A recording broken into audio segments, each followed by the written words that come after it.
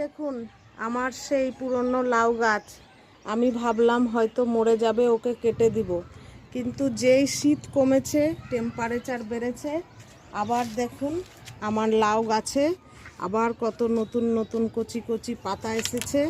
এবং লাউ দেখুন, হ্যাঁ, আবার কি সুন্দর লাউ ঝুলছে একটা, এটা নতুন পড়েছে। আর আজকে এটা আমি হারভেস্ট করে নিব, এটা আর বড় হবে না।